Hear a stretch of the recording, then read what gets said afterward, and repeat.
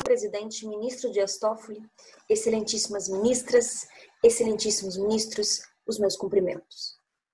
Me dirijo a vossas excelências hoje em condições inesperadas e com a certeza de carregar uma imensa responsabilidade perante vossas excelências, perante meus pares e perante toda a sociedade brasileira.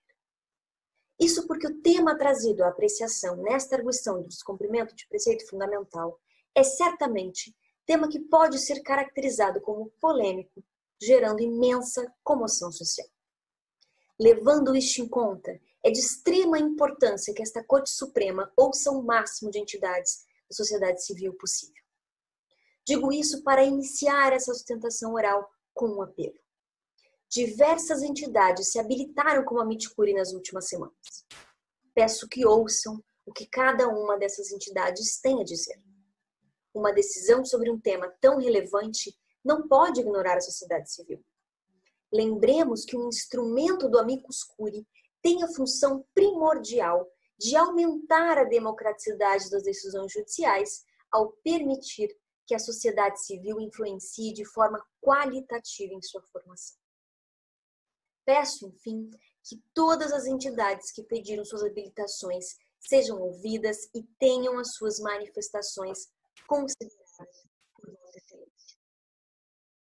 Dito isso, me coloco diante de Vossas Excelências hoje, em meio a um isolamento social sem precedentes, para falar de um dos espaços onde ocorrem boa parte das interações sociais decisivas na formação da personalidade de cada um de nós, a escola.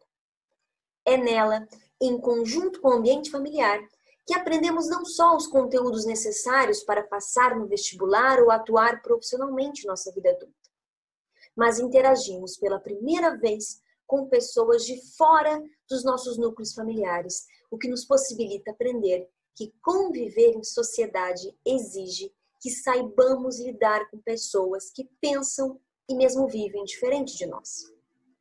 Nela, enfim, aprendemos muito mais do que matemática e português. Vivenciamos a construção dos degraus que nos levarão um dia ao exercício de nossa cidadania e a nossa capacidade de pensar de forma independente e autônoma, tanto em relação a nossos professores, como em relação aos nossos próprios pais. Falar de escola e, portanto, falar de educação é evidentemente um desafio. Para mim, especialmente, é um desafio diferenciado porque faço parte dessa parcela da população que, a despeito de todos os desincentivos recebidos, teimam em se tornar professores. Compareço hoje diante desta corte como advogada do Grupo Dignidade da Aliança Nacional LGBTI, mas compareço também como professora que sou. Compareço como alguém que conhece o dia a dia de sala de aula, ainda que uma sala de aula de ensino superior. Compareço, enfim, como alguém que ama a atividade de lecionar e que observa estarrecida a transformação do professor e da professora em inimigo público número 1.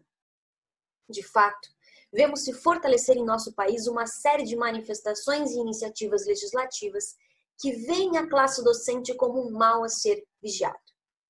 Milhares de professores e professoras enfrentam o dia a dia da sala de aula, as dificuldades das escolas públicas, se reinventam diariamente para continuar cativando seus alunos e, em resposta, a sociedade tem lhes oferecido leis que visam calar suas vozes, anular seus esforços, perseguir suas iniciativas, em especial as de inclusão.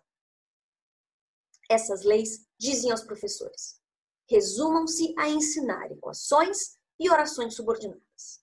Não se importem com aquele aluno ausente após ter sido agredido nos intervalos por possuir trejeitos femininos, por exemplo.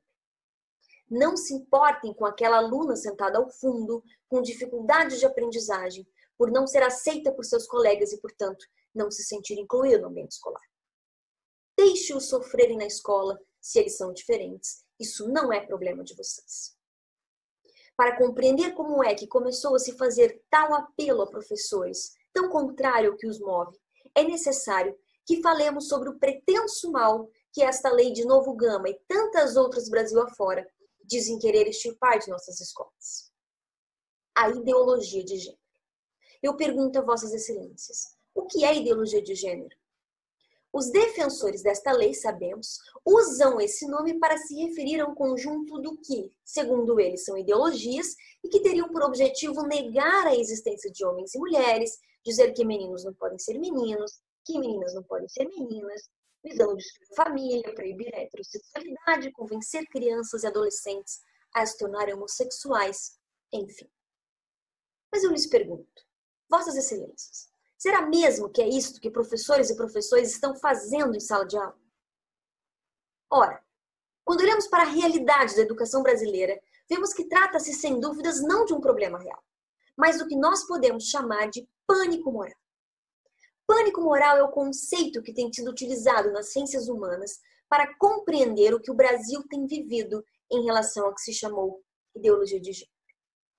Quer dizer, uma reação social ampla contra mudanças inesperadas, vistas como ameaçadoras. Essas mudanças, transformadas em pânico, são aumentadas a seu extremo e acabam por assumir contornos paranoicos. O pânico moral nos faz, enfim, reagir de forma irracional diante de fatos que, vistos por lentes mais racionais, se demonstram coisas completamente diferentes do que nós tememos que elas sejam. Permitam-me então ser clara, Vossas Excelências, através do uso de uma metáfora. A ideologia de gênero é um nome que é dado não a uma realidade concreta, mas à sombra que esta realidade faz quando é vista do interior da caverna. Parece aterradora, mas ela não é sequer real. Dito isso, é hora de voltarmos para a sala de aula. Falei a Vossas Excelências de um aluno que foi agredido por ter trejeitos femininos e que perdeu os dias seguintes de aula. Talvez tenha até mesmo desistido de seus estudos. Falei também de uma aluna sentada a um canto, isolada, motivo de chacota entre seus colegas, por não se adequar ao que todos esperam que uma menina seja. Falei dessas personagens porque tenho certeza que cada um de nós é capaz de reconhecê-las. Nós sabemos quem elas foram nas salas de aula que nós frequentamos como estudantes. Talvez nós tenhamos sido uma delas. Essas personagens, portanto, são reais. Eram reais ontem nos nossos tempos de sala de aula e são reais hoje nas escolas frequentadas por nossos filhos, por nossos netos. Talvez nossos filhos e nossos netos sejam uma dessas personagens. Faço essa descrição porque o que farei agora é citar dados, mas com frequência, dados são perigosos. Dados são perigosos porque parecem frios, parecem não dizer nada com a realidade. Mas é preciso que nós lembremos que os dados se referem a pessoas de verdade, a crianças e adolescentes de carne e osso. Em 2016, o Grupo Dignidade, em parceria com a Associação Brasileira de Lésbicas, Gays, Bissexuais e Transsexuais, a BGLT, ouviu 1.016 jovens em idade escolar que se identificavam como não heterossexuais. Dentre eles, 73% disseram já ter sido agredidos ou agredidos no ambiente escolar por sua orientação sexual e 68% por sua identidade ou expressão de gênero. A pesquisa demonstrou também que aqueles estudantes que haviam sofrido agressões relacionadas com suas orientações sexuais, identidades e expressões de gênero tinham 2 vezes mais probabilidade de ter faltado à escola no último mês. Ora, nós sabemos que o que esses dados mostram, essa realidade de agressão a essa população no ambiente escolar, não é uma novidade de nossos tempos, mas sim algo que vem se arrastando desde muito tempo, que durante muito tempo foi normalizada e naturalizada a ponto de não ser sequer objeto de comentários. Mas a situação em relação a isso, de fato, tem se modificado. Nas últimas décadas, a população LGBTI alcançou o reconhecimento de direitos e a visibilidade social como nunca antes. Claro, a marginalização ainda está longe de deixar de ser realidade, como mostram os dados de violência ainda sofridas por essa população, mas ela já não é de vida em silêncio. A comunidade LGBTI não mais aceita ocupar o lugar de uma vítima silenciosa de preconceito e de exclusão. Foi em reação a esta mudança que parcela social incapaz de aceitá-la, ou seja, incapaz de aceitar que existe alguma outra forma de vida legítima para além da que essa parcela reconhece como tal. Foi em reação, portanto, a afirmação social e mesmo estatal, através do reconhecimento de direitos, de que a diversidade humana é sim legítima, que se inventou o termo ideologia de gênero. Agora, o que leis como a impugnada nestes autos fazem na prática não é proteger crianças inocentes de uma suposta conspiração contra a sua inocência.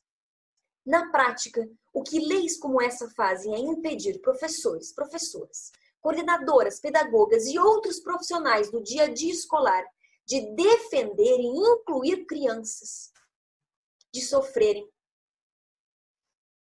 violências que elas sequer conseguem compreender. Ora, um menino com trejeitos femininos pode não saber o que é homossexualidade. Provavelmente não saiba. Pode, inclusive, descobrir ao crescer que sequer é homossexual. Curiosamente, no entanto, todos os seus colegas conseguem identificar nele algo diferente, algo que para eles é um desvio, e, portanto, o agridem e o excluem diariamente.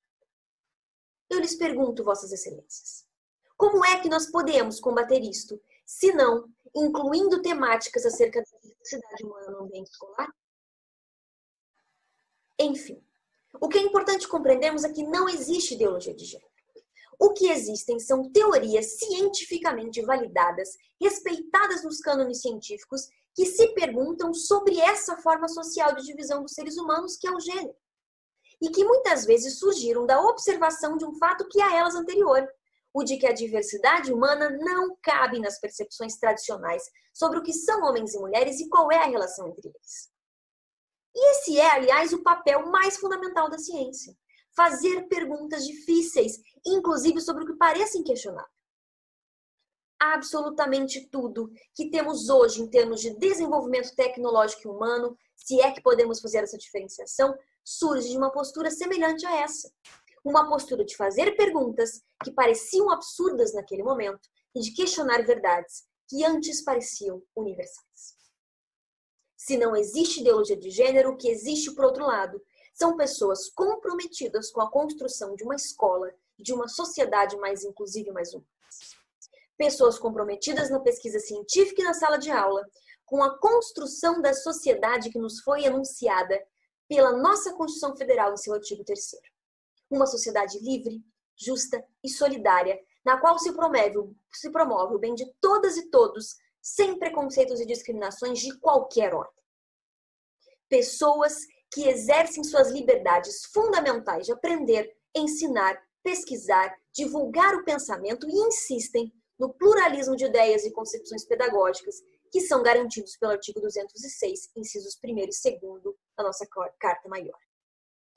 O que existem são coordenadores e pedagogos cumprindo a missão de promover uma educação humanística e inclusiva, como determina o artigo 214 da Carta Maior, bem como os princípios expressos no artigo 3º da Lei de Diretrizes e Bases da Educação Nacional.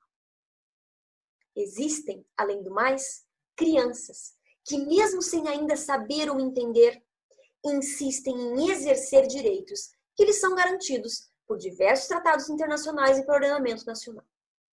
Insistem em exercer o direito de ser diferentes, apesar de todas as dificuldades diárias que isso lhes traz. E insistem em exercer esse direito porque, na verdade, elas não têm outra escolha senão fazê-lo. Afinal de contas, não se pode ser senão aquilo que se é. E é isso que uma educação inclusiva, procura demonstrar. Vossas Excelências hoje devem compreender, portanto, que, acima de tudo, é sobre o futuro dessas crianças que se está decidindo. Se está decidindo se elas podem ser acolhidas e publicamente defendidas pelos profissionais da escola. E se elas entrarão em contato com materiais que expliquem a elas e aos colegas delas que aquilo do que elas são chamadas de forma pejorativa não é sequer uma coisa ruim, mas sim uma dentre tantas formas de ser uma pessoa humana em sua imensa e maravilhosa diversidade. Faço então hoje um apelo. Em nome de todas as crianças diferentes, é preciso lembrar que todos que são diferentes já foram crianças um dia, mas também em nome de professoras e professores. Peço, portanto, permitam que essas crianças saibam que não há nada de errado com quem elas são. E por outro lado, peço, não atem as mãos dos professores. Deixem que se importam, deixem que agem, deixem que acolham. Deixem, enfim, que façam aquilo que amam fazer: educar.